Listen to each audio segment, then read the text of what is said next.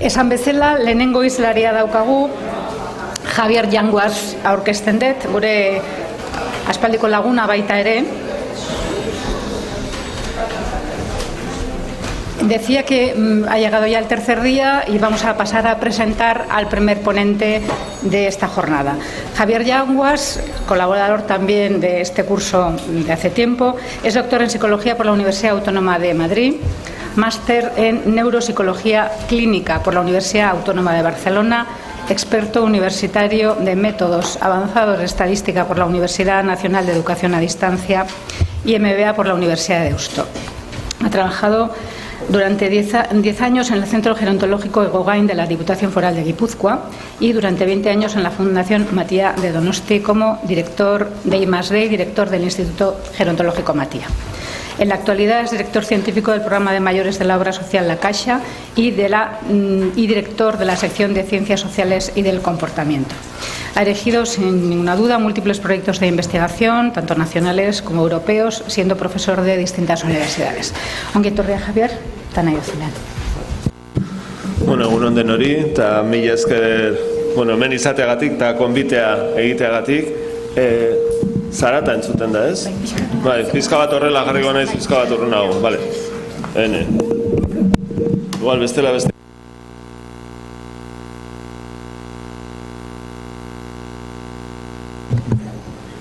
Hau, beto, igual, ez? Vale. Pasako naizena.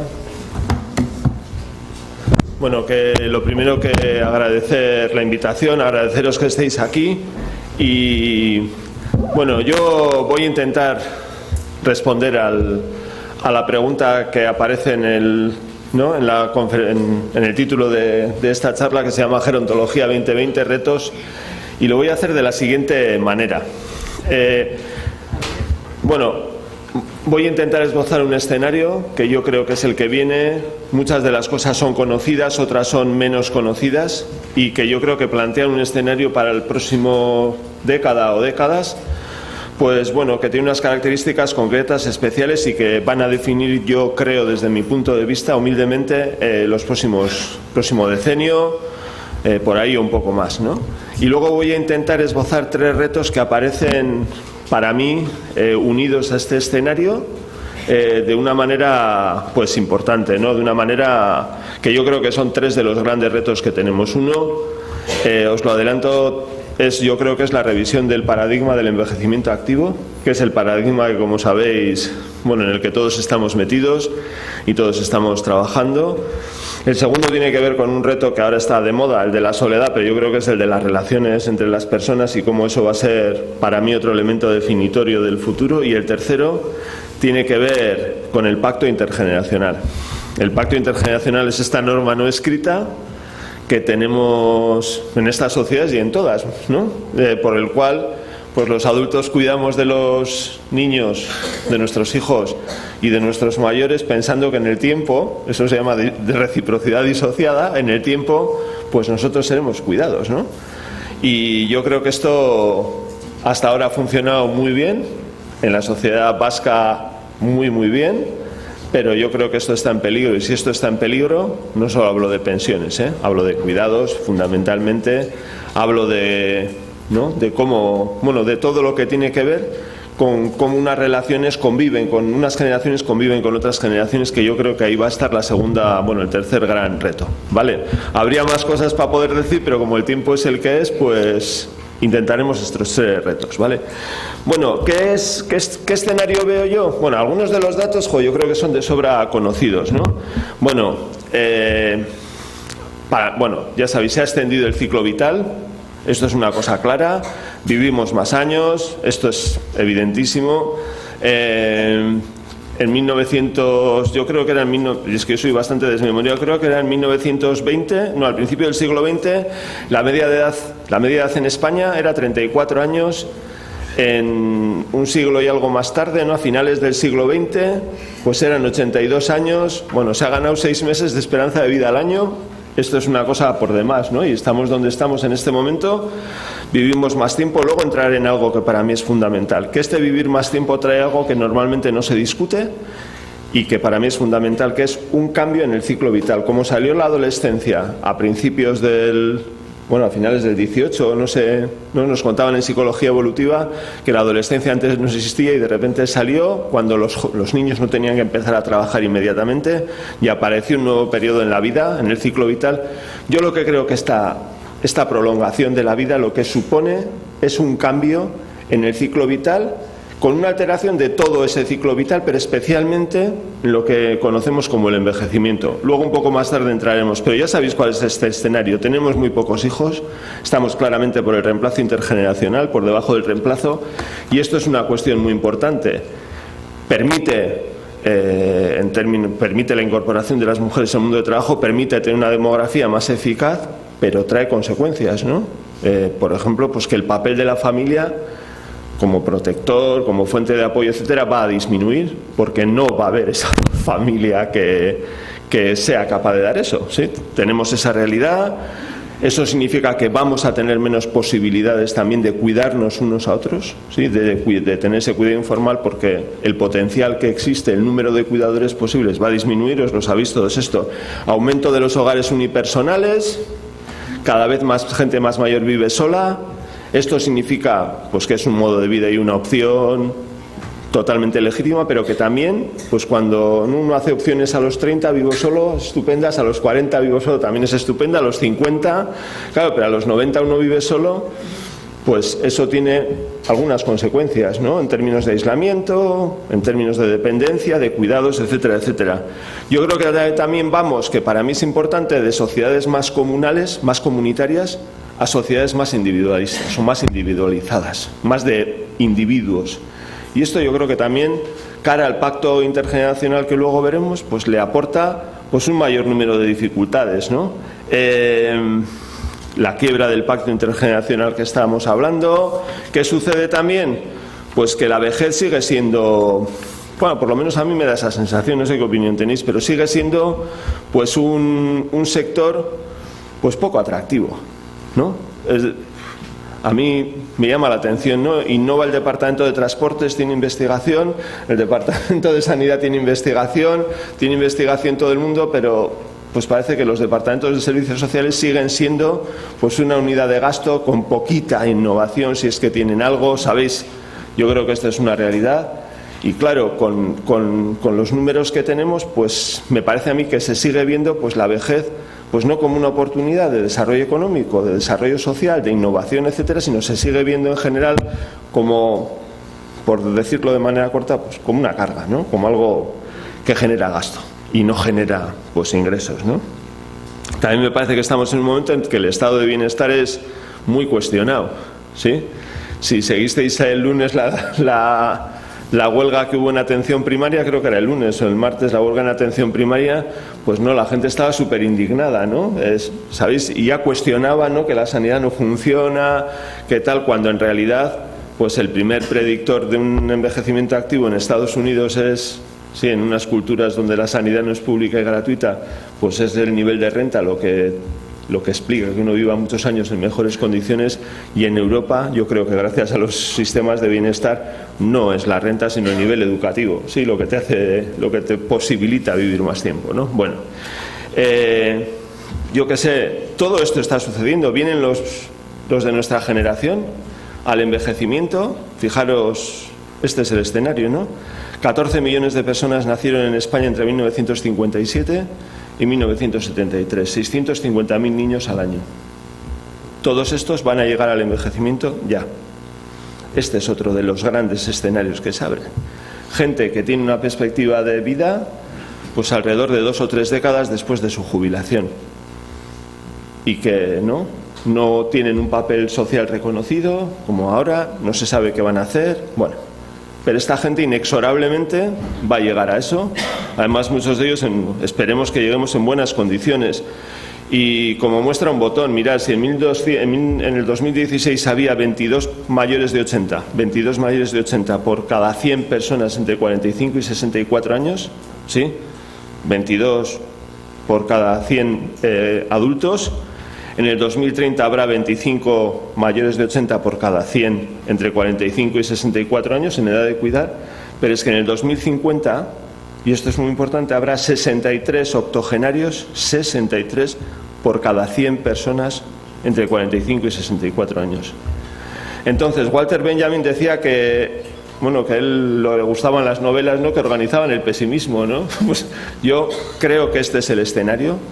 Yo no creo que hay que andar con visiones que no son reales. Creo que tenemos un reto, creo que ese reto como sociedad es enorme y creo que a ese reto hay que responder. Y creo que todos estos datos dibujan un escenario que a mí por lo menos me produce personalmente, ya no hablo ni como Fundación La Caixa ni como nada, sino Javier Yanguas, a mí me produce preocupación. Me produce preocupación. Los 3 retos que vamos a analizar tienen que ver con esta preocupación derivada de este escenario. Y me parece que pasa otra cosa, ¿sí? Pasa que creo que se está alterando el ciclo vital. Os lo he dicho al principio de la introducción, creo que se está alterando el ciclo vital. ¿Y por qué creo que se está alterando? Pues porque si vosotros hacéis entrevistas, ¿no? O sea, por ejemplo, cogéis los estudios de Cortes. Los estudios de Cortes lo que vienen a comparar es cómo eran las personas de 60, 70, 80 años. Cómo son en la actualidad, físicamente cómo están, cognitivamente cómo están, socialmente cómo están, psicológicamente, bienestar, lo que queréis estudiar, y los comparan esos estudios con los que hace 20 años tenían la misma edad, o 30 años, ¿sí? No las mismas personas, sino las cohortes de esa edad. ¿Cómo son los de 70 años ahora? ¿Cómo son los de 60? ¿Cómo eran hace 25 años los de 60?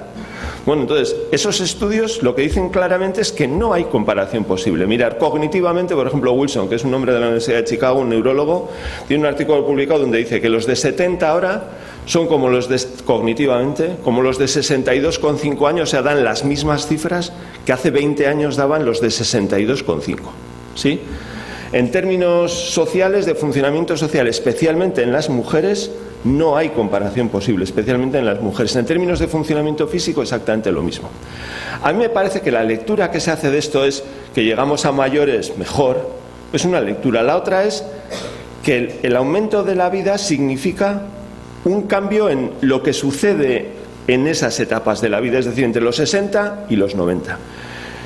Si leéis trabajos más de índole cualitativa y donde se entrevista a las personas y se les pide pues opiniones sobre su vida, sobre cómo se sienten, sobre cómo se ven, sobre cómo se proyectan al futuro, etcétera, etcétera, pues veis claramente que hay una primera etapa de gente que tiene mucho más que ver su manera de sentir, de vivir, de pensar con la adultez que con la vejez.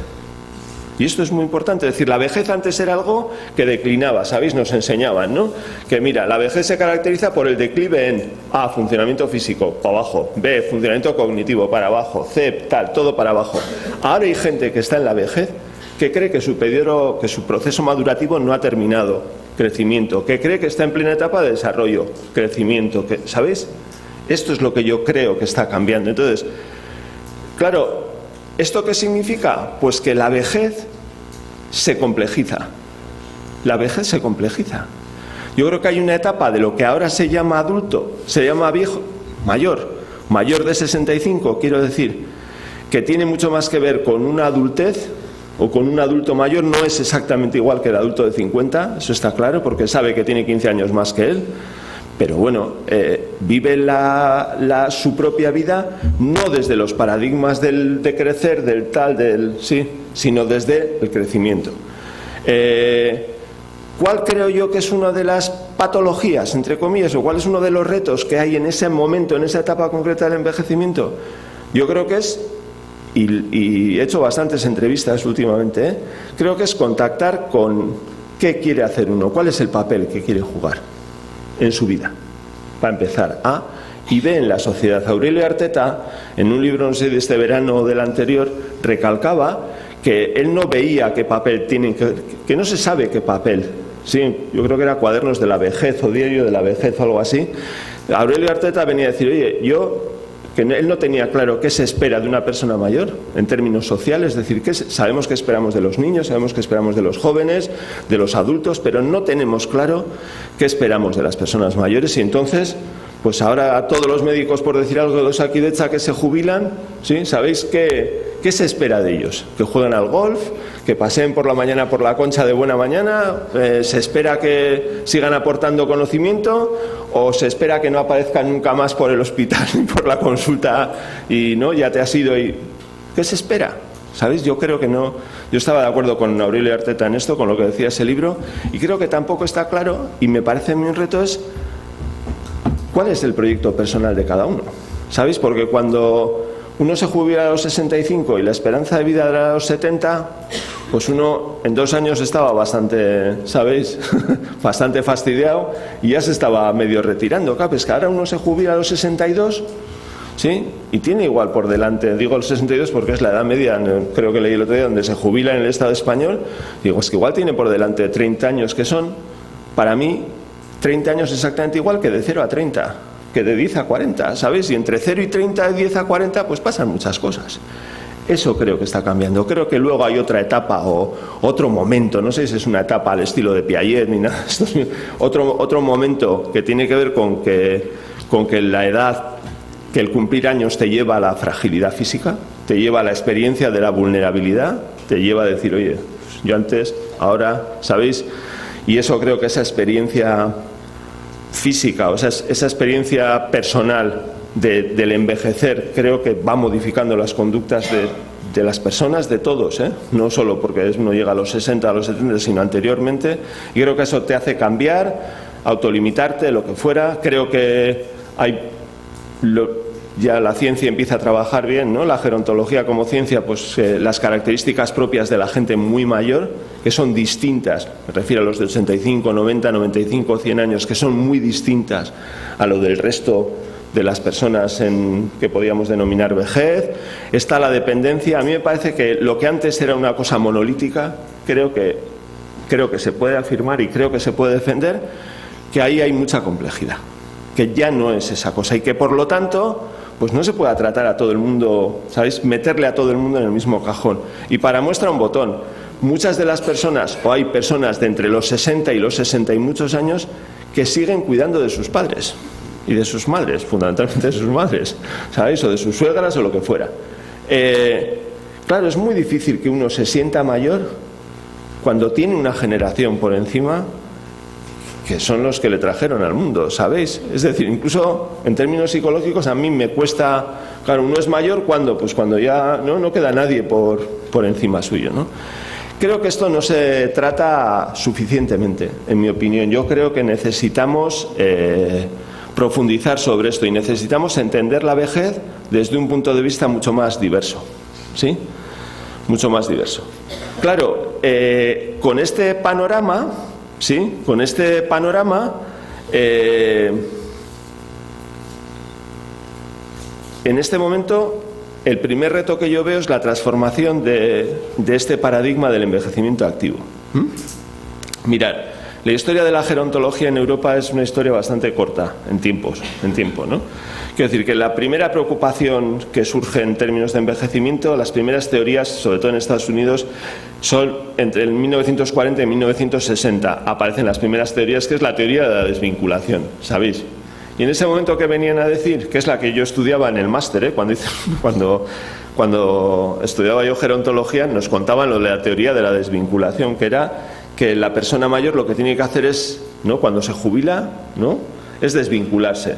Oye, ya has llegado a mayor, ya has hecho el servicio y ahora lo que tienes que dejar es todo para concentrarte en ti mismo y prepararte para la muerte. Era una teoría más o menos que yo creo que pensaba más bien que los mayores pues tenían que ser algo así como los elefantes, ¿no? Una teoría de los mamíferos, vamos a decir, ¿no? Que llega un momento en el que, oye, tú pues te retiras y dejas paso a los que vienen, ¿no?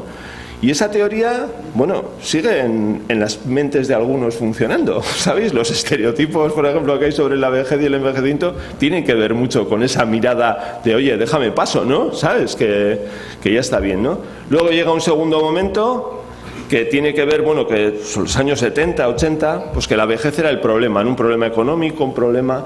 Y en el año... y posteriormente, hacia 1998, pues se genera el paradigma del envejecimiento activo. El paradigma del envejecimiento activo nace como una respuesta, porque así lo dice, es una respuesta política al hecho del envejecimiento demográfico, ¿sí? En Estados Unidos había otro paradigma, que era successful aging, vejez exitosa, y ese paradigma en Estados Unidos surge de la investigación. Esto es una cosa que marca una diferencia. El paradigma americano surge de una línea de unos estudios de la MacArthur Foundation y una línea de investigación, una línea empírica. Y aquí surge como una respuesta política. Yo creo que el envejecimiento activo ha tenido grandes aportaciones en los últimos 20 años, pero cuando nace, esta mirada de la vejez y del envejecimiento y esta situación que os he descrito un poco en el escenario, esta situación no existe. No existe. Hace 20 años esto no existía, ¿sí? Esta es la realidad. Y cuando se hizo, se fue trabajando hace 25 años, pues esta situación no existía. Es decir, ha cambiado. Yo creo que mucho la vejez y el envejecimiento, y el paradigma que sostiene la actuación no ha sido revisado. Es cierto que ha habido una revisión en el 2015, el International Longevity Center hace una revisión sobre el paradigma del envejecimiento activo, pero en general la base no se ha movido. Ya sé que ahora voy a hacer una reducción, es decir, lo que voy a decir ahora no es del todo cierto, pero voy a intentar coger de una parte que a mí me parece sustancial para decir por qué creo que no funciona, ¿sí? Creo que gran parte de la base del envejecimiento activo es el segundo apellido, activo, de actividad. Creo que se basa en eso, es decir, está montado sobre una idea que dice, oye, si tú eres activo, envejecerás bien. Por lo tanto, para ser buen mayor, por decirlo así, uno tiene que ser activo, que es verdad, ¿sí? Pero claro, esta idea que viene de una cosa que se llama la teoría de la actividad, que también nace en Estados Unidos y que lo que viene a decir es que, oye, contra la desvinculación, la separación, la tal, lo que uno tiene que hacer es mantenerse activo, porque así conserva sus capacidades intelectuales, conserva sus capacidades físicas, y es verdad. Es decir, ¿hacer ejercicio físico es bueno? Por supuesto. ¿Hacer cosas involucradas en proyectos es bueno? Por supuesto. Claro que es bueno. Pero yo creo que lo que ha surgido desde esa idea, pues es que, pues yo creo que sobre todo se ha hecho énfasis en los aspectos más físicos, ¿sí?, de ese envejecimiento activo. Es decir, por ponerlo así en plan jocoso de mañana, pues no. Te pones el chándal y de buena mañana, pues no, te pones a hacer ahí unos saltos por la playa, senderismo, ¿sabéis? Para muchas personas, no digo aquí en Euskadi, digo en general, en España, por ejemplo, en eso se ha convertido, es decir, se ha focalizado en lo físico y se ha abandonado lo cognitivo, se ha abandonado lo social, se ha abandonado el bienestar, se ha abandonado las relaciones. No digo que no esté en el paradigma, digo que no ha sido central en el paradigma, en el desarrollo de las prácticas me refiero. ¿Qué ha pasado? Pues yo creo que es un paradigma desarrollado por expertos, pero no desarrollado con la gente mayor. No digo que no haya implicación de la gente mayor en estas cosas, no. Yo digo que cuando se hizo el paradigma, sí, el modelo de pensamiento, no se consultó a las personas mayores. Eso es lo que yo creo que digo. Yo creo que es un paradigma que le falta personalización, es decir, las prácticas que uno ve en Donosti, en Bilbao, en Bayona, en Barcelona, en Valencia, en Canarias, ¿sabéis?, en Extremadura, en todos estos sitios, pues son muy estereotipadas. La gente hace pues más o menos lo mismo, creo. Creo que claro, que cuando la esperanza de vida era corta, a mí me da la sensación, pues las actividades respondían a esa necesidad de hacer algo, ¿no?, y rellenaban el tiempo. Pero claro, cuando la vejez se extiende, la actividad por sí sola, me parece a mí que muestra límites, porque surgen preguntas en la gente. Cuando haces entrevistas a personas mayores y haces grupos y tal, surgen. ¿Y por qué? O sea, ¿sabéis cuál es el...? ¿Sí? Os pongo un ejemplo empírico. Acabamos de hacer una muestra en la Fundación La Caixa. Hemos hecho en centros de mayores de toda España, hemos hecho una encuesta con casi 15.000 personas. 15.000, se dice pronto, El 33,8% cree que no tiene una vida plena. 33,8. ¿Cuánto he dicho? No sé, da lo mismo. No llega al 34, 33,8. Y el 35,1 no está satisfecho con su vida. Que está bajo este paradigma. Si tú dices los que están ligeramente de acuerdo o están ligeramente de acuerdo, satisfechos con su vida, o ligeramente creen que su vida, pues más o menos, no es totalmente plena, pero bueno, más o menos, del 33 subimos al 70. Esa es la realidad de los datos que tenemos. Es decir, eso es lo que avala un poco empíricamente mi reflexión, ¿sabéis? Decir, oye, ¿cómo es que en un modelo nos encontramos con, para mí, tantas personas que dicen no estar del todo satisfechas con su vida. Eso es lo que a mí me interrogaba, ¿sabéis? Eso es lo que me digo, bueno, aquí algo pasa, ¿no? Yo creo que este modelo, no estaréis de acuerdo conmigo, sacraliza un poco la autonomía. Sacraliza la autonomía, claro. Y en la vejez, que desde ese punto de vista complejo, claro que hay etapas de plena autonomía, pero cuando uno tiene 80 y tantos, bueno, esa sacralización de la autonomía, también existe la fragilidad y también existe pues otras cosas que suceden en la vejez, ¿sabéis? Y esa sacralización de la autonomía, es decir, oye, lo más importante del mundo es la autonomía, que está muy bien y que es muy importante, ¿eh? Yo no digo que esa sacralización, hay gente que le ha llevado a un pensamiento, a una especie de pensamiento mágico, que es que haciendo actividad no va a enfermar. Yo he recogido muchas entrevistas y de hecho hay una pregunta en una de las investigaciones que tenemos y ¿usted cree que haciendo actividad seguirá estando bien? Todo el mundo dice que sí, pero además, ¿sabes? 0 completamente en desacuerdo, 10 completamente de acuerdo y la gente dice sí, 9 y pico, ¿sabéis? Dices, bueno, que la actividad es buena para mantenerte autónomo es evidente, vamos, está clarísimo, que nadie haga otra cosa, que cosas, pero que eso le va a llevar a una vida, ¿sabéis?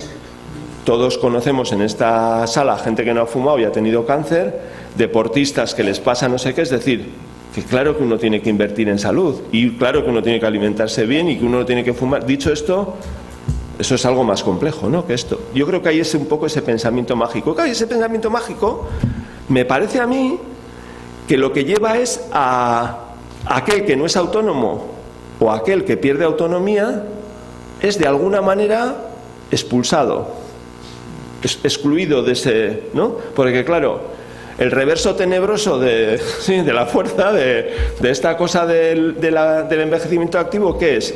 El que tiene problemas. Entonces, a mí me da la sensación que excluye de alguna manera, o dicho más formalmente, hay personas mayores que se sienten excluidas por un modelo en el que la fragilidad y la dependencia pues no tiene un buen encaje. Esa es la conclusión que yo me hago, ¿sabéis? Claro, y pasa otra cosa, yo creo que en el modelo, y esto tiene mucho que ver con otro de los retos, con los otros dos retos, ¿no? Para mí, el envejecimiento activo lanza un mensaje, ya sé que hay una parte que tiene que ver con la participación, lo sé, y con los otros y con la solidaridad intergeneracional, sé que eso está en el paradigma, pero en general lanza un pensamiento, una narrativa, no sé muy bien cómo decirlo, que viene a decir que este es mi momento, ¿no? He llegado a mayor, me jubilo, este es mi momento.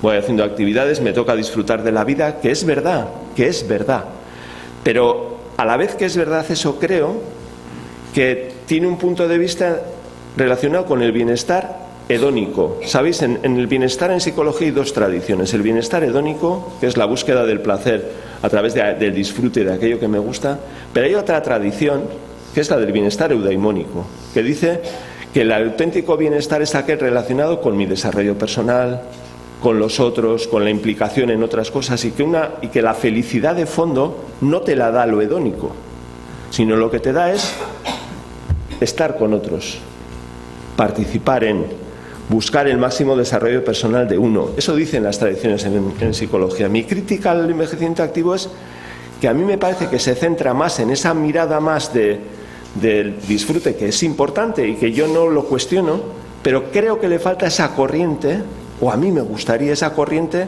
que nos vincula con la vida de otros, los proyectos de otros, etcétera, y que luego intentaré justificar que tiene relación con el asunto del pacto intergeneracional. Creo que tiene relación. Yo creo que las críticas que se le pueden hacer, no sé si me dejo alguna,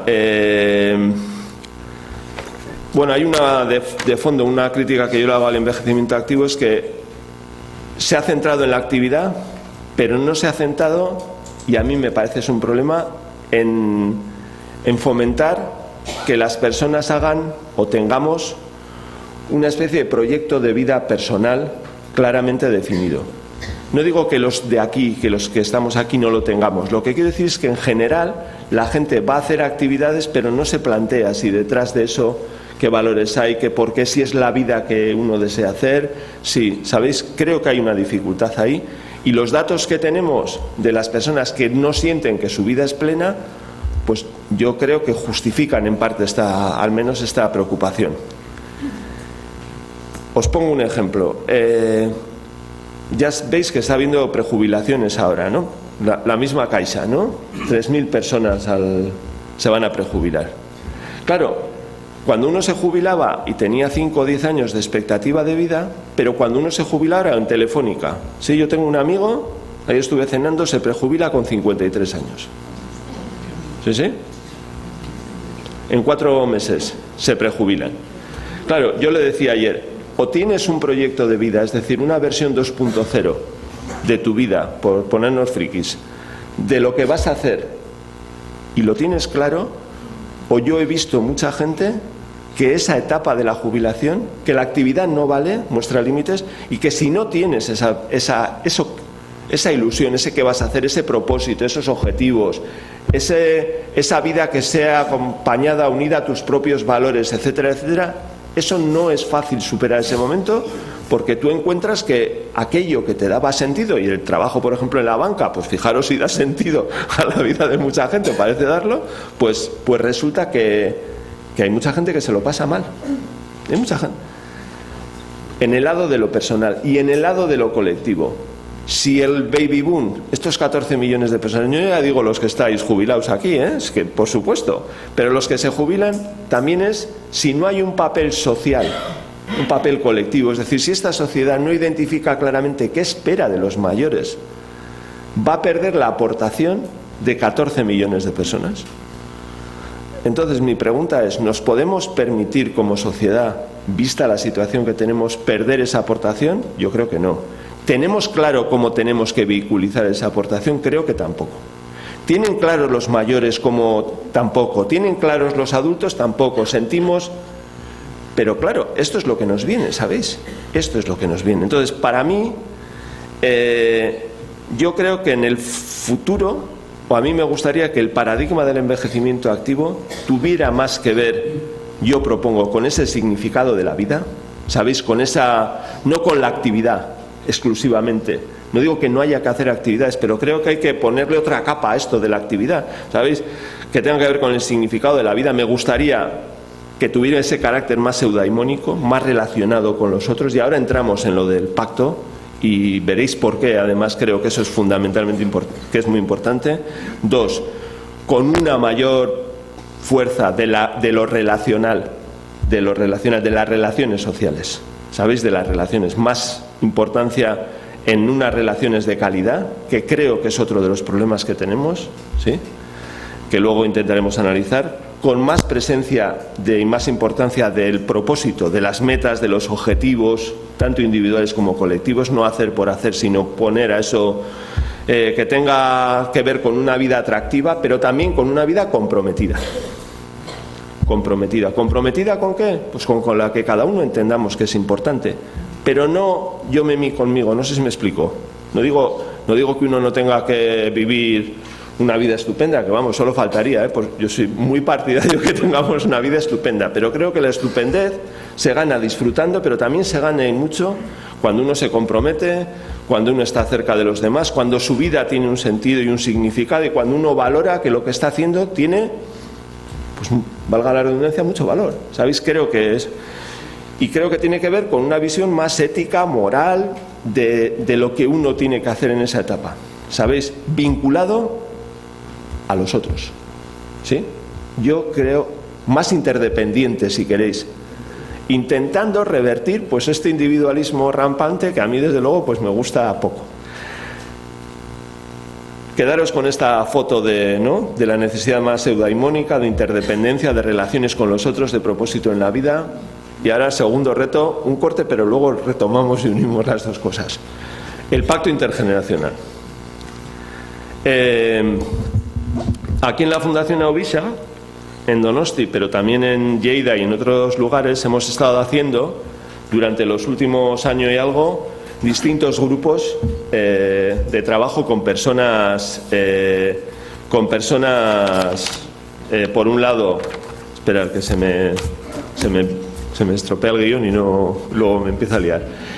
Con personas jóvenes, menores de 20, por un lado, o sea, gente que está estudiando, entre 20 y 30, chavales y hombres y mujeres que ya han terminado de estudiar, y gente pues entre los 30 y algo por un lado, adultos y mayores, ¿sí? De todos los tipos y variedades que hemos podido obtener, ¿vale? Y entonces aparte de las presentaciones, organizábamos grupos de discusión que grabábamos. Y entonces, ¿qué hacíamos con eso? Analizar los contenidos que ahí sabían. ¿Y qué les preguntábamos? Pues básicamente les preguntábamos por dos cuestiones principales. Una, ¿cómo te gustaría ser cuidado? En el caso de los mayores, ¿cómo te gustaría ser cuidado? A y B, si estarías dispuesto a reciprocar, es decir, ocuparte de los otros. Ya sabéis que esto está dentro de ese pacto, de la idea de pacto intergeneracional. Entonces lo que decíamos, oye, ¿estás dispuesto a reciprocar? ¿Sí? Les preguntábamos. Y si estás dispuesto a reciprocar, esa era la pregunta, ¿estás dispuesto a reciprocar? Y a los jóvenes les preguntábamos, oye, ¿tú estarías dispuesto a cuidar de tus mayores? ¿Sí? ¿Hasta cuándo estarías dispuesto? ¿Estarías dispuesto a dejar parte de tu vida o no, tal? Vista la situación actual en la que vives, ¿sí? Una situación en la que yo creo que es de sobra conocida, ¿no? La de los jóvenes, que no digo que todo lo que hay en el mundo de los jóvenes sea bueno, quiero decir, hay gente, bueno, ahora entramos en los perfiles que había ahí. En una situación en los jóvenes donde ellos creen que el ascensor social se ha parado, tienen muchos la idea, muchos, no todos, tienen la idea de que, bueno, pues que igual no van a vivir mejor que las generaciones que les preceden, sino que van a tener más dificultades. Esa es un poco.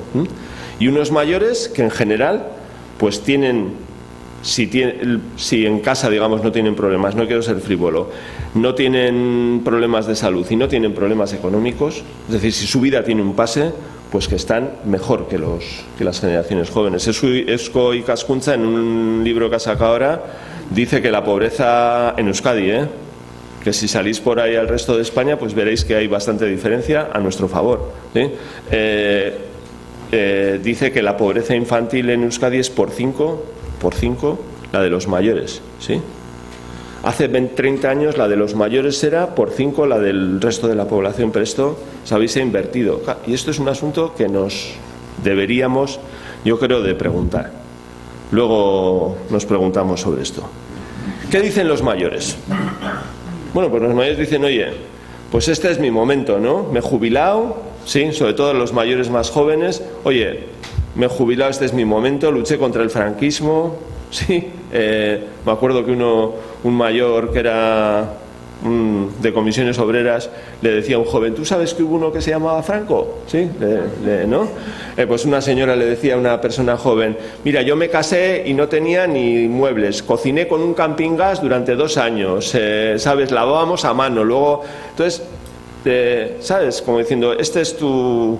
Han trabajado como mulas, han hecho horas extraordinarias, levantaron el país, se comieron 40 años de franquismo, y lo que transmiten a los jóvenes es, oye, por resumirlo mucho, oye, este es mi momento, a ti te toca arrear, tú verás. Yo ya me tragué lo mío, ¿sabéis? Esto es lo tuyo, ¿sí? Por resumirlo mucho. Digo por resumirlo mucho porque no todo es blanco y negro como yo lo voy a poner. Pero como no tenemos tiempo de material de matizar demasiado, ¿vale? Sabiendo todos que hay gama de grises, vamos a polarizar un poco la cosa para entendernos. Esto dicen, claro, los jóvenes, que dentro de ese grupo de jóvenes hay de todo, hay los de menos de 20 que miraban alucinados lo que allí pasaba, porque claro, pues es como si estuvieran todavía haciendo el bachiller, ¿no? Gente de primero, segundo de carrera, bueno, pues, ¿no? Pues living la vida loca, ¿no? Instagram, no sé qué, fiestuki. Los de 20 y muchos que ya han terminado la carrera y se ponen a ver la cosa y ya ven que lo del trabajo está complicado, que les gustaría independizarse pero que no. Y luego había, por ejemplo, personas de 30 años, 32, 33, 34, pues que ya querían tener hijos, querían tener una vivienda y no podían, querían acceder a tal y veían pues una limitación importante en su, ¿no?, en su proyecto de vida, ¿sí? Y además sentían una cosa que a mí me hacía daño, la verdad. Era muchos de ellos, excepto los que, por ejemplo, estudian medicina y saben que tienen el futuro resuelto, los que estudian ingeniería, ¿sabes?, los de las profesiones demandadas que saben que tienen un futuro, había mucha gente joven que tenía la idea, la creencia de que nada podían hacer para incidir en sus condiciones de vida. Es decir, que la mejora de su vida no estaba en no era algo que ellos podían controlar, ¿sí? Y a mí eso me generaba bastante frustración, porque pensaba, joder, ¿no?, nosotros, nuestras generaciones, cuando hemos estudiado, si terminabas una carrera y querías mejorar, estudiabas otra y entonces ¿no?, pues aspirabas hacías la tesis y entonces no sé qué, te cambiaba, íbamos subiendo, ¿no? Pero claro, ellos tienen esa sensación que no pueden, digamos, intervenir en sus condiciones de vida, ¿sí? Esa es la sensación que tenían. Claro, cuando nosotros confrontábamos y les preguntábamos a los mayores, oye, ¿tú estás dispuesto, a los mayores, a apretarte el cinturón porque estos jóvenes estén mejor? Claro, porque eso era la pregunta complicada de responder. Por ponernos en este plan y sin hacer crítica, les decíamos, oye, estos tienen sueldos de 1.000, si llegan. Tú tienes una pensión de 2.000. Y estos, con el sueldo de 1.000, te están pagando la pensión de 2.000. ¿Tú estás dispuesto? No estoy hablando de que nos tenemos que bajar las pensiones ni nada de esto, ¿eh? Era una situación de grupo donde nosotros queríamos ver cuál era lo que pensaban esas personas, que no es lo que pensamos aquí, ni es la generalidad, sino simplemente queríamos aprender cuál es el problema que hay en el fondo del pacto para renovarlo. Queríamos intentar conocer. Cuando les planteamos este problema, pues los mayores miraban para otro lado. Oye, que a mí me ha costado mucho, oye, ¿qué tal? Entonces, uno de los problemas que hay debajo de este pacto intergeneracional, ¿cuál es? La lejanía generacional afectiva, para mí, una de las cosas. Es decir, claro, y esto tiene que ver con un paradigma, el del envejecimiento activo, yo creo, que se centra mucho en los mayores, que es en uno mismo, que tiene poco eudaimónico, que se ha centrado mucho en esto, pero que igual ahora tenemos que virar, porque esta lejanía generacional afectiva no es buena en términos sociales. No sé si me explico. Creo que este es uno de los retos que aparecían en todo en esto, ¿no? Y este reto de esta distancia afectiva entre las generaciones, nosotros los mayores por un lado, los jóvenes por el otro, pues yo creo que es una muy mala cosa para esto del pacto. ¿Por qué? Pues porque creo que no podemos mirar solo hacia adentro del propio colectivo. Y el paradigma de envejecimiento activo, ya sé que en el 2012 hubo un año de la solidaridad intergeneracional, ya me lo sé, pero creo que ha abundado mucho en una visión más hacia adentro del propio colectivo. Creo que la realidad social ha cambiado y que hay otros ahora. No es que nosotros tengamos la culpa de eso, pero que están en una situación que igual tendríamos que pensar si, hay que mirar para ese lado o no, hay que mirar para ese lado. Ya sé que puede costar mucho mirar para ese lado y además puede ser injusto, además, tener ahora que empezar una reflexión tal, porque nos lo hemos ganado. Creo que nos lo hemos ganado, ¿eh? O sea, no estoy diciendo que hay que rebajarse las pensiones, ni nada de nada. No, yo soy pro pensiones, que declaro, cuanta más mejor, pro estado de bienestar y pro todo lo que queráis, ¿eh? O sea, yo personalmente tengo ese planteamiento.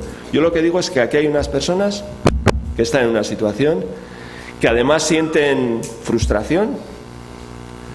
Hay gente que siente cabreo, gente que cree que le hemos engañado, que este sistema le ha engañado, gente que no puede acceder a una vivienda, que encadena contratos de 800 euros, que no puede tener los hijos que desea, que su proyecto de vida se siente engañada. No digo que todos sean así, no digo que, ya sé que hay quien se compró un BMW Serie 3 en cuanto tiene el primer sueldo, hay gente que no pega palo al agua, hay los niños sobreprotegidos, de los padres igual hipercontroladores, yo qué sé, hay de todo, pero también hay gente que ha estudiado carreras, que ha hecho Erasmus, que tiene el EGA y no sé qué, pero como hizo historia o nutrición o no sé qué, pues sobrevive dando clases o malvive. Gente que se dedica a la hostelería y sobre todo gente que se siente engañada por esta sociedad. No digo que nosotros seamos responsables, digo cómo se sienten ellos, ¿vale? Y entonces, claro, cuando yo he visto hasta llorar en los grupos. He visto llorar como una chica decía, oye, yo quisiera tener otro hijo, pero no me lo puedo permitir económicamente. Y una persona mayor, no aquí, en otro lugar de España, le decía, pues mira, chica, te tendrás que arrear con esto, ¿no? Y entonces la chica le decía, pero ¿no te das cuenta que no puedo llevar adelante mi proyecto de vida? Una chica que había estudiado nutrición y que tenía una empresilla de, ¿sabéis?, que iba por las residencias poniendo regímenes alimenticios a la gente y que después de currar 12 horas pues no llegaba a ganar 1.000 euros, ¿sabéis? Claro, cuando se hizo el paradigma del envejecimiento activo, el ascensor social funcionaba. Es que han cambiado muchas cosas, ¿sabéis? Esta es la situación. Yo veo a los jóvenes frustrados, veo lejanía generacional afectiva por parte de los mayores. En general, de los grupos que hemos hecho, con la inexperiencia y con las pocas cicatrices en su biografía que tienen la gente joven, parece estar más dispuesta a cuidar. También es cierto que no saben lo que es el cuidado, también es cierto que no lo saben, es decir, tienen una visión, en fin. Y unos mayores que entienden que les gustaría que les cuidaran sus hijos, ¿sí?, pero que entienden que no quieren ser cuidados como ellos cuidaron a sus padres, por decirlo así. 24 horas al día, 7 días a la semana, 12 meses al año, durante el periodo, que no quieren ser cuidados así. Vale, esta es la situación que tenemos. Y la verdad es que yo he percibido durante todo este proceso, y así lo vamos escribiendo, una fragmentación importante. Es decir, entre cómo ven los jóvenes su futuro y su realidad y cómo ven los mayores su futuro y su realidad. ¿Sabéis? Creo que en términos sociales, pues esto es muy complicado de poder seguir llevándolo adelante indefinidamente. ¿Sí? Creo que este es el reto. Creo que hay aquí un reto muy importante. Y un reto en el que a mí me gustaría que los mayores participáramos directamente. Es decir, que fuéramos nosotros los que diéramos un paso adelante, porque creo que desde otros lugares creo que es difícil que se dé, que diéramos un paso adelante y empezáramos una reflexión y un camino sobre qué hacer ante esta situación que yo creo que nos lleva un poco, yo lo veo así, luego discutimos lo que queráis, pero que nos lleva un poco a la fragmentación. Por eso escribí lo del Diario Vasco, eso de la guerra del cerdo, no sé si visteis, que a mí ¿sabéis? Bioy Casares escribió un libro que se llamaba Diario de la guerra del cerdo, y luego en Historias desaforadas, Bioy Casares, que era el amigo de Borges, ¿sabéis?, argentino, del siglo pasado, y en ese libro, en Diario de la guerra del cerdo, pues cuenta la historia de Isidoro, que vive con su hijo en una pensión de mala muerte, y de los amigos de Isidoro, y que los jóvenes les atracan en la calle, ¿sabéis?, en una suerte de guerra intergeneracional. ¿Sabéis? No creo yo que estemos en esa situación de guerra intergeneracional, pero analizaba eso, oye, claro, cuando yo veo a los jóvenes enfadados, hace poco Joaquín Estefanía en El País un domingo también dijo que cuando él estuvo hablando de pensiones luego recibió por Twitter un montón de amenazas diciendo, ¿sabéis?, gente cabreada con, ¿no?, que esto se va a acabar. ¿Sabéis? No digo yo que estemos para nada ante una guerra intergeneracional, para nada. Lo que digo es que nos lo tenemos que plantear, ¿sabéis? Esto es lo que creo que este es un reto muy importante, y que creo que está unido a un cambio también en el paradigma del envejecimiento activo, ¿sabéis? ¿Por qué? Porque necesitamos que sea más eudaimónico en ese sentido, creo que tiene que ser más abierto, y creo que creo que el pacto también puede ser una oportunidad, ¿sabéis?, para poder, pues hacer proyectos en los cuales vincularse, comprometerse y creo que en el fondo, pues que tienen que ver ambos dos retos. Es decir, necesitamos un cambio en el paradigma para que se pueda dar también un cambio en esta cuestión del pacto, y que creo que interaccionan. Y en el fondo de todo esto, y estoy mirando la hora porque tengo que acabar, creo que hay otro tercer reto que para mí es muy importante, y es el reto que está unido en el pacto, entre el pacto y la cuestión del cambio en el paradigma del envejecimiento activo. Yo creo que el paradigma del envejecimiento activo, como antes os decía, creo que no ha dado toda la importancia del mundo a las relaciones, ¿sí?, a las relaciones sociales. Y creo que el pacto intergeneracional, que en el fondo es cómo nos relacionamos, tiene un déficit en esas relaciones.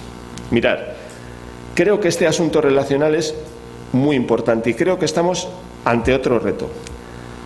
Os resumo mucho. Tenemos una encuesta hecha en la Caixa en 8 ciudades españolas, ¿vale? Ciudades que salieron al azar, 8 ciudades. Hemos preguntado a personas entre 20 y 39, 40 y 64, 65, 80, 80 y más, sobre 2 cosas: sobre su red social, sobre sus relaciones y sobre la soledad, ¿vale? Solo vamos a hablar ahora de las relaciones. En las relaciones les hemos pasado una prueba, ¿sí? Un test psicológico. Y se evalúan 2 cosas: la red de amigos y la red familiar, ¿vale? Y 3 cosas de cada una de estas 2 redes, 3 cosas. El tamaño, ¿cuántas personas tienes? Es objetivo, ¿sí? Yo te pregunto a ti, ¿en cuántas personas confías? Y tú me dices, Pepe, Juan, Antonio, tal, y yo sumo 1, 2, 3, 4, 5, y pongo el número, ¿vale? Una cosa que es objetiva de estas 2 redes, y 2 cosas que son subjetivas. Una, la cercanía emocional, es decir, ¿cuántas personas tengo yo con las cuales compartir lo que para mí es importante, mis emociones, mis sentimientos, ¿sabéis? Y en quién confío que si tengo un problema, necesito ayuda, ¿quién me la va a dar a mí? ¿Cuántas personas tengo? No si me la dan, ¿en quién confío para que me la dé? O sea, ¿cuántas relaciones de confianza tengo? La familia, y lo que se mide es el riesgo de aislamiento social, ¿vale? En esas 2 redes, con estas 3 características de la red. Claro, en la red familiar, la vilipendiada red familiar sigue aguantando. Es decir, hay muy pocas personas en riesgo de exclusión por la red familiar. Pero esa red familiar, como os decía en el escenario, tiene fecha de caducidad porque no tenemos hijos, no hay reemplazo. Euskadi está, ¿sabéis?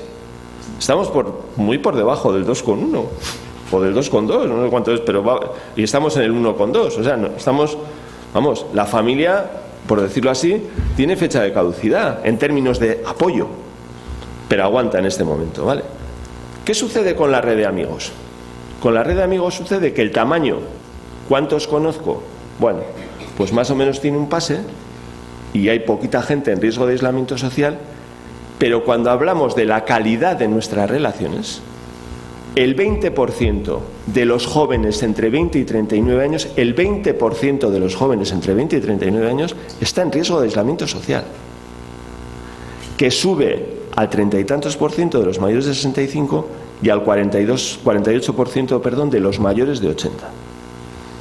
Esta es la situación, ¿sabéis? Es decir, creo, claro, yo no tengo datos para poder comparar. Tenemos este corte, esta es la situación del momento. Yo no puedo comparar esto con que si estamos mejor o peor que hace 20 años, porque no hay datos que me faciliten esto, pero a mí me llama mucho la atención y creo que hay un problema en la calidad de nuestras relaciones. Ese problema creo que hay, intuyo, cuando volvamos a hacer esto dentro de 5 años, pues podremos comparar y os puedo decir, oye, pues mira, os dije una soberana tontería porque resulta que esto va a mejor, ¿sí? Pero a mí la sensación que me da es que esto no va a ir a mejor. Pero bueno, no hay datos para qué comparar. Lo que sí está claro es que hay un déficit en esa calidad de las relaciones personales. Cuando hemos analizado la soledad en esa encuesta de 14.000 y en esta que os estoy hablando ahora, resulta que lo que está afectado es la soledad emocional y lo que tiene que ver es con la falta de calidad de las relaciones, esa soledad, y tiene que ver con la falta de personas que te vayan a proveer ayuda, mucho esa soledad, y con sentimientos de vacío, de no tener un proyecto de vida, ¿vale? Entonces, a mí me parece que lo que está en el fondo de estos 3 retos que tenemos son los retos de construir unas relaciones distintas y de volver a resituar las relaciones. ¿Sabes? Yo creo que el gran reto en el fondo de esto es decir, ¿cómo queremos convivir en el futuro? ¿Cómo queremos que sea nuestra vejez, donde lo físico es importante, pero de verdad que lo más importante, como todos sabemos aquí, es tener un proyecto que nos ayude a relacionarnos, etcétera? Creo que hay un reto del pacto intergeneracional que tiene que ver con ese sustrato de las relaciones personales, y tenemos estudios en soledad, red social y tal, que lo que nos dicen es, oye, aquí parece que hay un problema que tiene que ver con esa calidad de las relaciones, porque sabéis, las relaciones, claro, la gente joven cree que por tener 1000 seguidores en, yo qué sé, en Facebook o en lo que sea, pues tiene, ¿no?, las relaciones. Claro, cuando tú le preguntas, oye, ¿cuántas personas tienes con las que tú puedes hablar de tus sentimientos? Y entonces de 100 pues pasan a 1, 2, 3. Bueno, es que no hablo mucho, es que, ¿sabéis? ¿A cuántos tienes para pedir ayuda aparte de tus padres y hermanos? ¿Sabéis? Claro, las relaciones buenas son frustrantes, ¿sabéis? Frustran. Tienes cabreos con tus hijos, tu pareja no te entiende, ¿sabes? Tú no se sientes solo, ¿qué queréis que nos diga? Y exigen 2 cosas, o 3, mutualidad, exigen compromiso y exigen, bueno, pues fraternidad, yo qué sé, como ya nos entendemos, ¿no? Claro, eso también exige el pacto y eso también exige una mirada de la vejez pues más eudaimónica, por decir, menos hedónica. Claro, ya sé que aquí hay gente que está aportando muchas cosas a esa mirada, sí, no es una, ya sé, y vamos, yo estoy encantado de que haya gente que aporte en este sentido, pero creo que aquí, por lo menos a mí me parece, pues que hay 3 de los retos fundamentales y que tienen ese sustrato de las relaciones y que necesitamos pues cambiar ese paradigma del envejecimiento activo, volver a construir ese mundo relacional, que creo que la soledad es el gran, bueno, pues la gran patología, ¿no? Día sí día también la tenemos en la prensa y que no solo tiene que ver con las relaciones, sino también tiene que ver con el proyecto de vida de uno, con lo que significa, con la falta de esa red comunitaria de apoyo, y tenemos pues el reto del pacto. Y esto era un poco lo que os quería comentar de lo que a mí me parece que son, vamos, humildemente, que puedo estar equivocado, pues los 3 retos que a mí me parece que son pues fundamentales o que pueden ser fundamentales en el futuro, ¿no? Yo igual también, vamos, excusarme porque igual pues me he escorado un poco, ¿no?, a la hora de analizar el envejecimiento activo, pero quería enfatizar en aquello que a mí me parece que no funciona, reconociendo absolutamente las bondades y las aportaciones de eso, ¿eh? Para nada penséis que yo me quiero cargar, no, yo estoy encantado con lo del envejecimiento activo, lo que digo es, oye, vamos a releerlo para actualizarlo, ¿sabéis? No es que no funcione para nada, sino que creo que hay que sumarle pues alguna cosa más. Bueno, esta era la cosa. Yo espero que os haya parecido de interés. Gracias, ¿eh?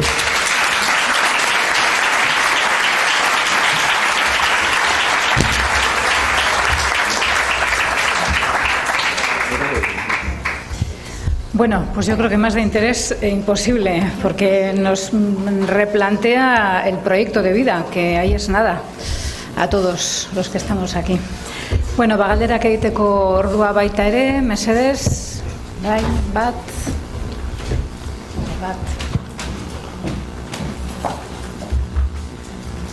Hola, me quedo con el final del proyecto de vida. Bueno, ya lo he hecho en otras ocasiones también, pero el proyecto de vida, esta respuesta que normalmente desde las instituciones se le quiere dar a la soledad. La soledad tiene unas raíces más profundas que ahora voy y te ayudo. Hay algo que hay que trabajar antes, pero posiblemente las personas que tienen un proyecto de vida tendrán menos motivo de soledad. Sí, correlaciona. Cuanto más alto sentimiento de que tu vida tiene significado, menos soledad. Eso está claramente definido. Porque además hay una... Mirad, la soledad, también, esto es otra cosa que hacemos, no que se hace, sino que la hacemos, ¿no? Que es simplificar, yo creo que en exceso. Por un lado la simplificamos y por otro lado, yo que trabajo mucho en soledad, que es uno de mis temas, digamos, de investigación y de trabajo, yo dirijo un proyecto en la Caixa exclusivamente de soledad, que está en ciudades distintas en el Estado español, etcétera. Yo estoy muy interesado, pero creo que no todo es soledad. También es la pera que uno se tenga que poner a decir, ¿no? Que, oye, no todo es soledad, ¿sabéis? Porque, bueno, pues ahora es que aquí, ¿no? Parece que, ¿no?, penduleamos, ¿no? Y antes la soledad no existía y ahora es el temazo, ¿no? Y todo lo que sucede es soledad. Bueno, pues yo creo que todo no es soledad, ¿sabéis? O la soledad puede ser parte de otras cosas, ¿no? O sea, no sé cómo decir, uno, no sé, ¿sabes? Se siente solo porque no tiene dinero y le han echado de su vivienda, problema de esa señora no es la soledad, es que la han echado de casa. ¿Se puede sentir solo? Sí, pero vamos, porque le hagas no sé si me explico, ¿no? Uno va al oncólogo y sabe si se siente solo, pero su problema no es la soledad. No digo que no se sienta solo y sea importante apoyar. Yo creo que el problema es el cáncer. Eliminado el cáncer, probablemente elimine la soledad, ¿no? O sea, no todo es soledad, por ponernos así. Y la soledad no es todo relacional. No es todo que nos faltan personas. Mirad, el mapa de la soledad tiene mucho que ver con la calidad de las relaciones, no con echar de menos gente, con añorar, sino con tener personas, amistad, confianza. Tiene mucho que ver con eso, con la calidad, y esto tiene que ver también pues con una merma de nuestras relaciones. ¿Y tiene que ver con qué? Con aspectos, por ejemplo, del proyecto de vida de cada uno. Con eso aparecen los matices de la soledad. Y el tener una vida con sentido, una vida plena, no tiene que ver con las relaciones, es obvio, pero es más que las relaciones, ¿sabéis? ¿Veis? Eso es lo que aparece. Y sí, lo que dices tú es cierto. Bye. Bueno, bajo mi punto de vista, desde luego, la exposición ha sido muy pedagógica. O sea, ha estado muy bien para mí. Ahora, el pacto intergeneracional, para llegar a ello, ¿con qué nos encontramos? ¿Cuáles son las consecuencias de haber llegado al punto en el que nos encontramos? Yo estudié una carrera técnica por aquí y por allá, y no tenía ni puñetera idea de lo que era el ser humano, de sentimientos, o sea, no te enseñaba nada, era la época franquista. Ha evolucionado, por suerte, y ahora ya se sale con conocimiento de más valores, más conocimiento. Pero la evolución de la tecnología, bajo mi punto de vista, yo creo que también ha originado esa desatención, esa fragmentación, pero no intergeneracional, sino dentro de cada generación. Yo, por ejemplo, que soy asiduo al autobús y al tren, esta mañana vine en el tren y todos alrededor con su móvil. Vas a cualquier sitio, una pareja, y cada uno con su móvil, y están media hora y no se dirigen ni la palabra. Y no es que sean joven y mayor, no, son jóvenes o son medianos, adultos. Entonces, claro, yo creo que esto no ha tenido freno, no ha habido un equilibrio a la hora de poner en práctica estos medios tecnológicos importantes, informativos, etc. Entonces, yo el problema que veo de cara a esa falta de carencia de sentimientos que cada vez se observa más, yo al menos me parece que observo más carencia que antaño,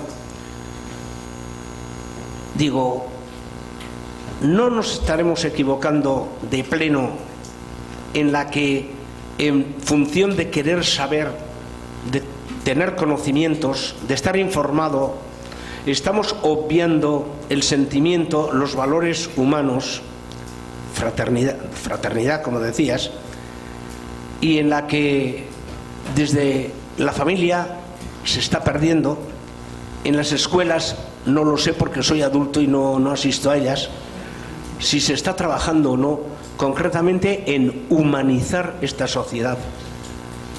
Ya te digo que me ha complacido, sinceramente, antes de entrar, Fundación La Caixa, digo, joder, ya nos vine a vender las pensiones privadas, y me lleva una sorpresa porque, Yanguas, sinceramente estoy totalmente identificado con lo que has dicho.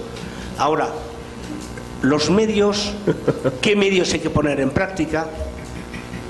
Yo creo que en ese conglomerado, en esta compleja situación, ¿qué soluciones, cómo orientar? Ahí es donde le veo yo el problema.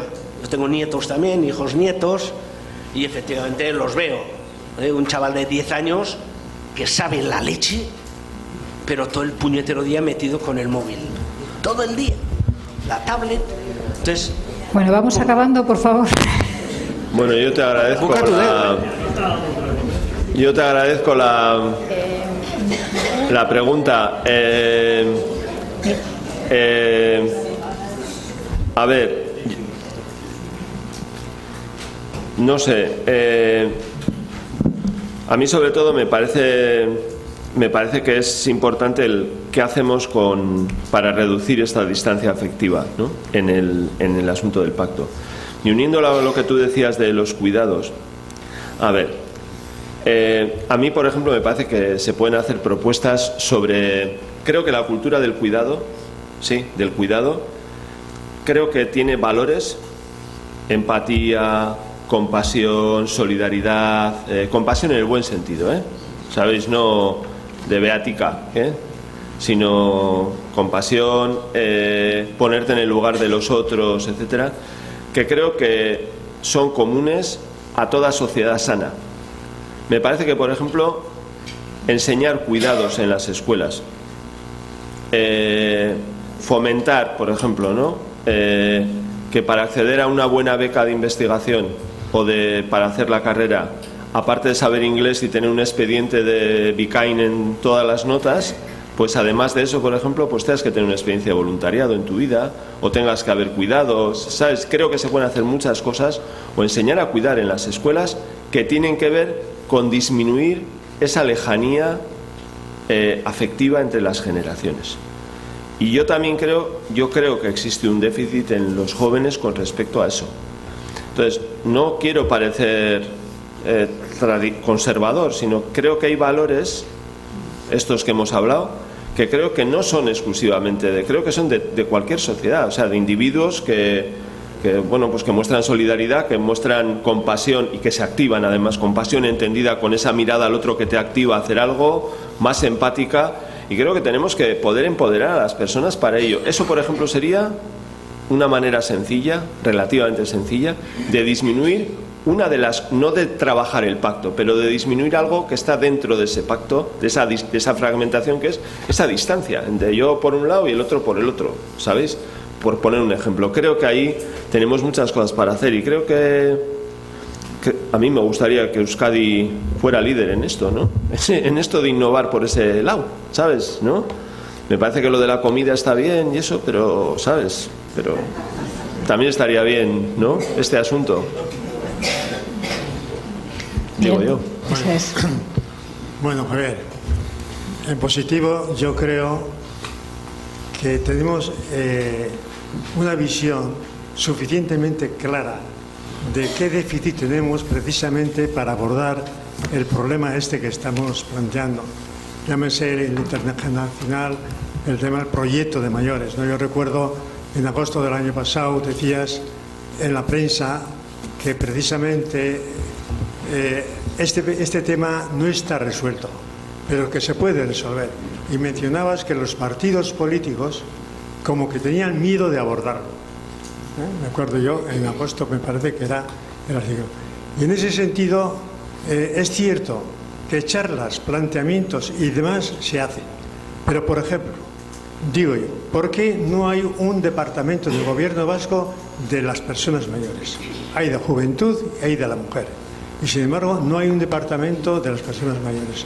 Yo creo que si hay un departamento de mayores y de juventud, es normal, y de mujeres, es normal que conjuntamente el tema intergeneracional y la red de la vida comunitaria la planteemos entre nosotros, y perfectamente somos capaces los mayores de saber lo que queremos.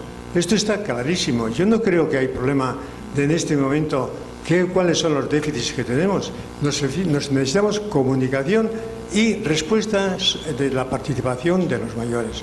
Por ejemplo, nosotros hemos planteado varias veces aquí a nivel de Diputación que haya consejos comarcales, por ejemplo, consejos locales, para de alguna manera interpretar los mayores, digamos, la ley, por ejemplo, del 2008 del área social, la área sanitaria, la atención primaria, etcétera, etcétera.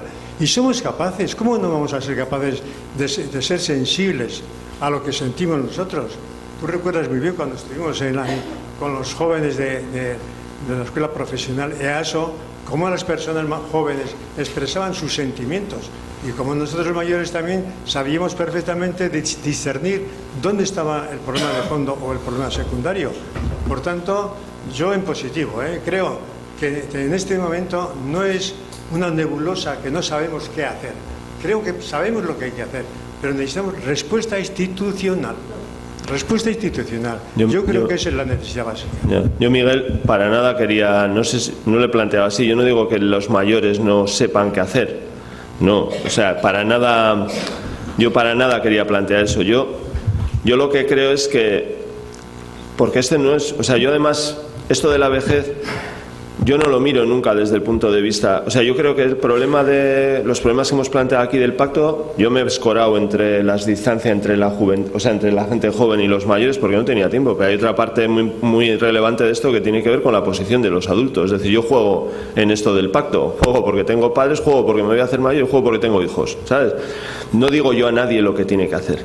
Yo estaba analizando o intentaba analizar que el paradigma del envejecimiento activo no ha incluido estos elementos. Yo nunca jamás diría a nadie que no sabe lo que tiene que hacer. Yo digo que el paradigma como modelo teórico que sustenta esto no tiene incluido eso. Es más, podéis ir a la documentación, mirar dónde esto y que alguien me diga dónde aparece todo esto que hemos comentado. Eso por aclarar. Y dos, ¿sabéis? Yo no sé qué sensación tenéis vosotros. Yo creo que hemos avanzado mucho, ¿no? En estos años desde que, desde los últimos 20 o 30 años, ¿no? Pero a mí me parece que la dificultad que tenemos también es una dificultad de gobernanza. A ver, lo que tiene que ver con el envejecimiento de la población como fenómeno, ¿sí? Es un problema complejo, como el del cambio climático, y todos estos problemas necesitan una gobernanza más allá de la gobernanza que tenemos, ¿sí? En este momento, es decir, metida en departamentos concretos que vienen de una mirada en el que la solución a las cosas viene desde lo concreto, ¿no? Desde la parte. Claro, cuando tú tienes un problema, mira, este problema del reto del envejecimiento es un problema social. Vale, es un problema sanitario, es un problema de pensiones, es un problema de tecnología, es un problema de vivienda, es un problema de consumo energético, es un problema de, ¿sabes?, de, yo qué sé, psicológico. O es un desafío en todo eso. Eso necesita una gobernanza distinta. Porque si no, ¿quién en este momento es capaz de tener esa mirada más transversal? ¿Sabéis? El del pacto también es eso. Mira, pacto son cuidados, pacto es educación, pacto son pensiones, pacto es... o debería estar relacionado con cuidados, y los cuidados están relacionados con, oye, ¿podemos hacer una política fiscal y financiera que favorezca el cuidado en casa? ¿Podemos hacer que las empresas en el País Vasco sean cuidado friendly, por decirlo así? Pues, yo lo que veo que nos falta es esa gobernanza. Y claro, me parece que hay una dificultad también de cómo hacer frente, una dificultad de hacer frente al reto de los problemas complejos, en el fondo también de esta historia, ¿sabes? Entonces, ya entiendo que falta una respuesta institucional. Sí, yo eso ya entiendo. Lo que no sé muy bien es si hay que darla desde los parámetros en los que estamos o deberíamos de intentar, y hay otros gobiernos que lo han hecho. Por ejemplo, si miras la gobernanza del gobierno de Australia, dices, bueno, pues han intentado dar una respuesta que puede ser, pero han intentado dar una respuesta a algunos problemas que entienden que son transversales en su historia, ¿sabes? Yo creo que también, no sé, a mí me parece que ahí hay un reto también de cómo dar respuesta a eso, ¿sabes? También es un problema de migración, ¿sabes? No tenemos personas que nos lo...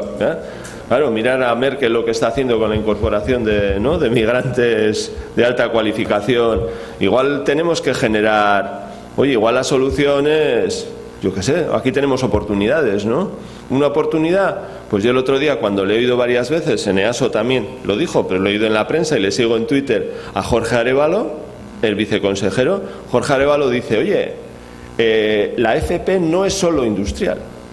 Y yo cuando dice eso, pues me alegro mucho, porque eso significa que aquí hay alguien con una mirada amplia que entiende y se sitúa en otra. Esto es de, oye, y que estamos en otra fase, y lo dijo en EASO y lo ha dicho públicamente, ¿sabes? Ahí yo creo que hay maneras de, ¿sabéis? Ahí hay otro planteamiento. Beste galdera badago hemen, bai? Bueno, primero agradecerte, me parece muy interesante las reflexiones que has puesto y los tres retos de los que has hablado. Estoy totalmente de acuerdo con el tema de la crítica al envejecimiento activo, que a veces... Estoy de acuerdo con la crítica del Sí, itxoin pizka bat. Bueno, pues repito, simplemente agradecerte y me parece muy interesante las reflexiones que has hecho. Solamente alguna pequeña matización. Estoy de acuerdo con lo de la crítica al envejecimiento activo.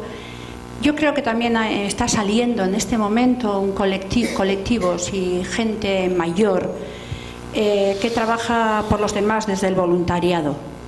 Creo que también es interesante decirlo, que organiza actividades para otra gente mayor y que centrado quizá más que a nivel intergeneracional dentro del colectivo mayores, pero yo creo que es por las necesidades.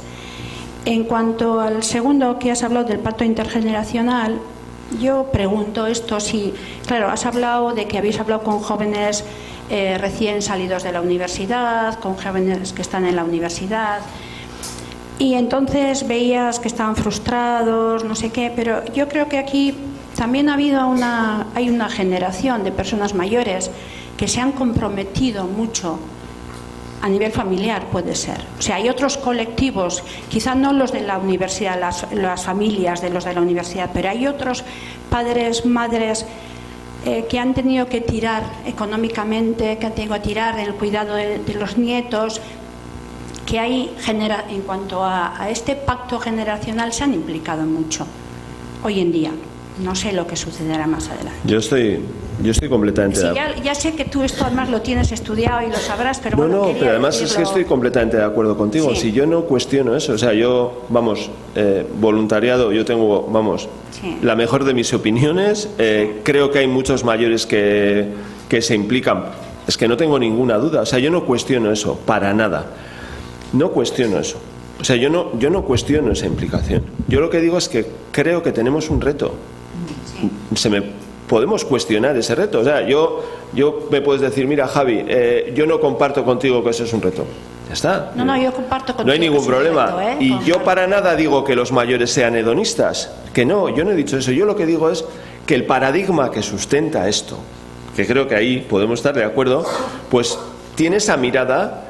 Creo que el escenario ha cambiado, creo que el futuro exige un cambio y a mí me gustaría, o yo propongo, pero igual no tengo razón, yo propongo que viremos un poco, o sea, que miremos esa realidad de otra manera. Y entonces, como tenía la oportunidad de contárnoslos aquí a todos y tenía la lista puesta me he mirado quiénes eran los alumnos varias veces, pues he dicho, este es mi momento de contar lo que pienso. Nada de Caixa ni nada de nada. Javier Yanguas, ¿sabes? Y entonces, compartir mi reflexión y por dónde veo, sin más, o sea, y por qué creo que hay una crítica que se puede hacer y cómo mejorar. O sea, mi idea es cómo mejorar, no destruir nada, ¿sabes? No, sino decir, oye, ¿por dónde yo veo? Sin más, ¿sabes? Y creo que hay muchas personas que se implican, pero creo también que la otra realidad existe. Y mirar, aquí en Euskadi, claro, todo esto lo sabemos, ¿no? Pero cuando uno trabaja fuera, y estoy de acuerdo, ¿no? Que la gente, yo que soy muy asiduo de aviones últimamente, ¿no? 2 días a la semana mínimo voy a Barcelona, pues veo cómo va la gente, ¿no? Pues con los cascos, ¿no? Claro. Yo no suelo llevar cascos porque a mí me gusta oír las conversaciones de los demás. Igual os parezco un cotilla, pero siempre uno pilla algo interesante, ¿no? Y la gente sí, yo también veo los cambios en las relaciones. Pero yo creo que tenemos que... No sería buena cosa si no... Creo que no afrontáramos esto. Porque creo que nos toca. Y además, pues igual es una oportunidad, ¿sabes? Como nos toca este asunto... pues vamos a tirar para adelante, ¿no? Porque todos tú estarás preocupada por los tuyos y todos por los que tenemos aquí, ¿no? Bi galdera gehiago daude eskatuta. Sí, rapidito, María Luisa, pero hacemos una ronda. Ahí hay una palabra pedida, José Luis también, María Luisa, y ya, quizá las 3 preguntas vayan seguidas y la respuesta un poco conjunta. Bai. Bueno, ante todo, gracias por la... Marcatu, perdón, te estaba pidiendo un boli. Lasai. Es que ricasco. ante todo, gracias por la ponencia, creo que ha sido muy interesante.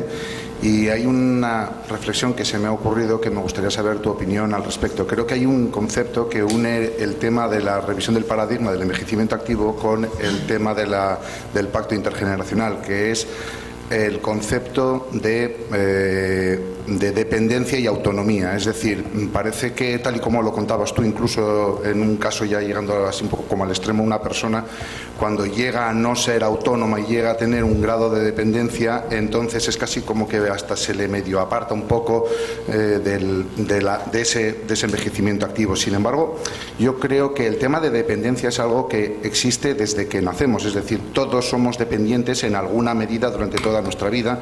Somos dependientes cuando somos niños, somos dependientes cuando somos jóvenes, somos dependientes cuando somos adultos. Cuando somos adultos no somos autónomos, porque al final dependemos de que nuestros hijos, quien nos los cuidan, cómo nos los cuidan a nosotros, cómo somos cuidados. Entonces, creo que la relación, el pacto intergeneracional podría tener un poco como esa relación de esa dualidad de autonomía, dependencia, podría ser un poco lo que relacione exactamente todas esas generaciones, ¿no? El pacto intergeneracional podría venir por eso y por las necesidades de dependencia que tienen unos, otros, y de ese tipo de cuidados que puedan ser necesarios entre todos ellos. Simplemente quería saber tu opinión al respecto. Gracias. Te respondo luego, ¿vale? Al final. Sí, vamos, José Luis, Tagaro, María Luisa.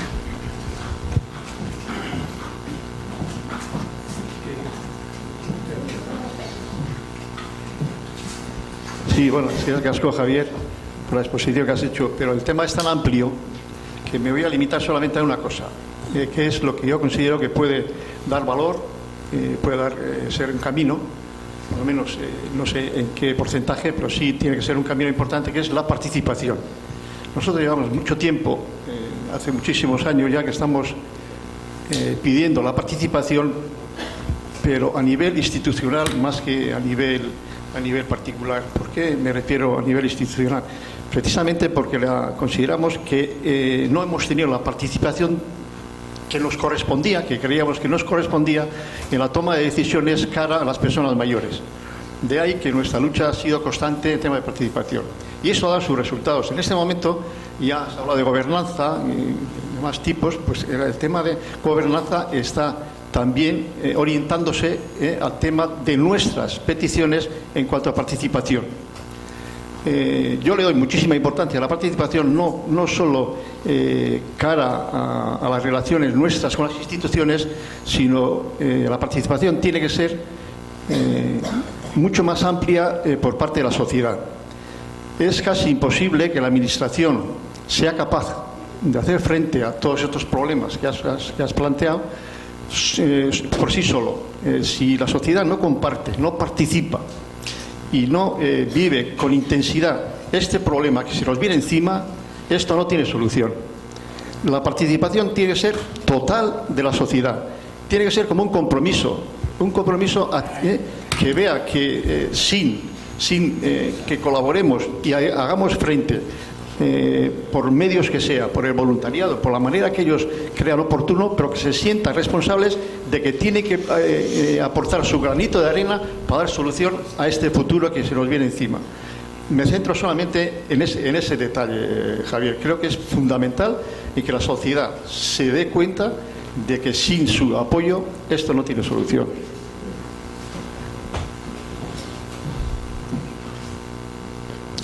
Javier, gracias. Mi opinión es para apoyar lo que está diciendo José Luis. Y yo me voy a centrar más concretamente en las personas que hoy estamos aquí y estamos de organizaciones, asociaciones que trabajan por los mayores. Replanteemos nuestro proyecto de vida. Embarquémonos en proyectos importantes. Cambiemos la mirada porque será positivo. Vale. Eskerrik asko. Erantzungo dut, ¿vale? Banan. Yo estoy en lo que decías de la autonomía, dependencia, ¿no? Y claro, hay una parte aquí del pacto, por ejemplo, que yo creo que tiene que ver con la revisión, y creo que hace falta yo no soy ningún experto en eso, y por lo cual tengo nada que decir, pero Claro, no se ha revisado el modelo de familia, no se ha revisado el Código Civil, no se ha revisado la relación entre la autonomía y la dependencia. Ahora, ¿no? Si imaginaros tutelas, ¿no? Uno es, ¿sabéis? Le quitan o sea, es general, ¿no? Te quitan para no sé qué, ¿sabéis? No está adaptado, vamos a decir, al nuevo ciclo vital y a las nuevas realidades, pues ni los modelos de familia, ni nada, ¿no? Entonces, todo esto de la relación entre la autonomía y la dependencia, pues es solo eso, y es otro capítulo totalmente amplio para expertos, además, en ese tema, ¿no? Que yo creo que en eso hay que entrar también, ¿no? Porque, claro, no tenemos ni siquiera... Yo cuando leí que el código, la familia en el Código Civil no estaba desde hace, ¿no?, un siglo casi, no sé cuándo, no ha sido modificado, y fijaros si ha cambiado, pues por ejemplo la familia, ¿no? Yo creo que de todo eso necesitamos una relectura. Yo creo que por ejemplo aquí tenemos la suerte de que Iñaki Subijana, el magistrado, está muy interesado, ¿no?, en hacer una relectura de esta, desde el derecho de la relación entre, o de las consecuencias de la relación entre la autonomía y la dependencia, ¿no? Y me has hecho recordar, no sé si habéis visto, lo tenéis en YouTube colgado, hay un documental que ganó el premio de Sundance creo que era el Sundance hace unos años, que se llama La teoría sueca del amor. No sé si habéis visto, no es porno ni nada, ¿eh? Tiene que ver con si digo por lo de las suecas, tiene que ver con la decisión que se toma en Suecia en el año 1960 o 60 y tantos, de que los padres sean independientes de los hijos, las mujeres independientes de los hombres, y las consecuencias de esa independencia personal tienen 40 o 50 años después, ¿sí? Y aparece, os recomiendo que os lo miréis en YouTube porque está estupendo. No desvelo nada porque la cosa es muy visual, pero en el último minuto sale Zygmunt Bauman y dice, ¿qué hay detrás? Se pregunta, ¿qué hay detrás de la independencia personal? ¿Qué hay detrás?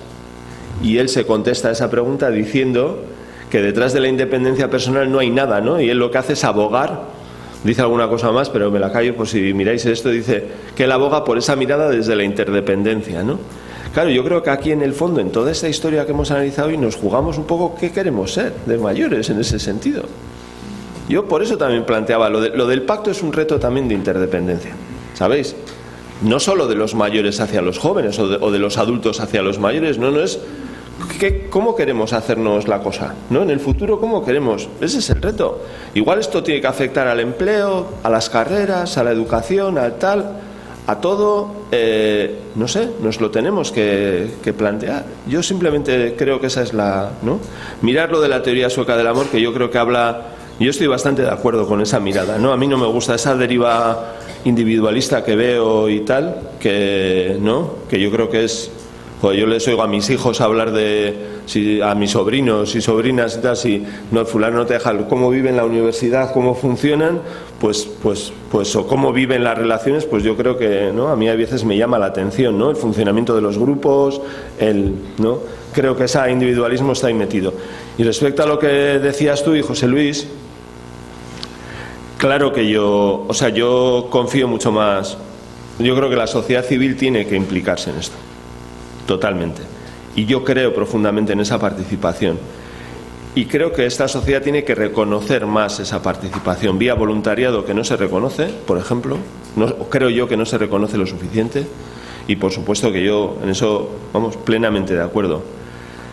Y creo que además yo veo complicado que esto se haga desde los poderes públicos. Lo veo complicado. Lo veo complicado porque veo difícil, claro, no, yo qué sé, ¿qué hace? Es muy difícil que un político diga, oye, venga, nos vamos a apretar el cinturón, ¿no? ¿Sabes? ¿sabes? Y yo creo que además esto es una cuestión de calado en el tiempo. Creo que no se soluciona en 4 años. Creo que, sabéis que es un problema que creo que yo tengo más confianza en la sociedad civil, vamos a decir, que pueda ir adelante con esto, y además me parece que es un problema que tiene que ser discutido en la sociedad civil, ¿sabéis? En el fondo, entre nosotros y tirar para adelante con ello. Es que ricasco, Javier. Bueno, mira, es que...